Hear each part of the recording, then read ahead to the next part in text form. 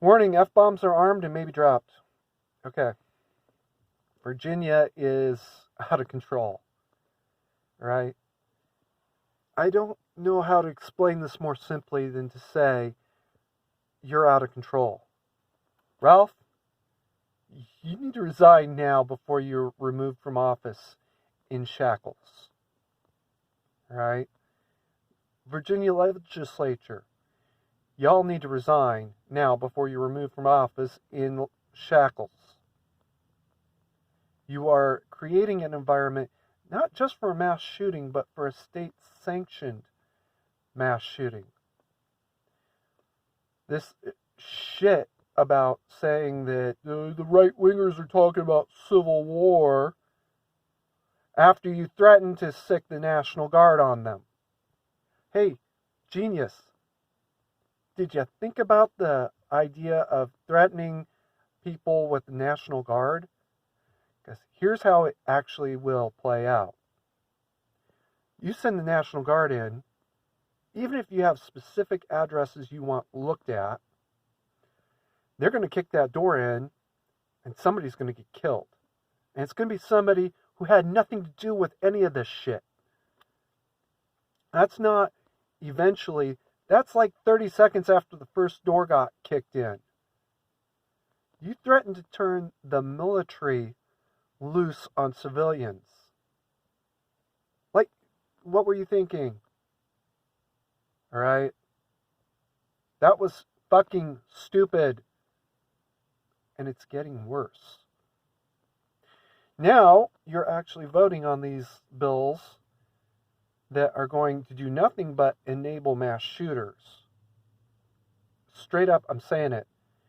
The purpose of these bills is to protect mass shooters, not the people. And this story that's being floated around that one little city, and it's not even Richmond or Virginia Beach, Redmond or Remond or something like that, one city with possibly a legitimate crime problem is the only one that seems to want any of these bills passed. Okay, well, that's not going to work at all. Right? Now, if this one little city wants to enact some sort of weird draconian bullshit laws to make them safe, well, good luck. And may God have mercy on your souls, because you're going to draw all those mass shooters. Now, instead of doing the sort of smart thing and do nothing at all, the governor and the legislature are trying to draw those mass shooters. I guarantee you this. Pass these laws, and within 1 month, you will have a mass shooting.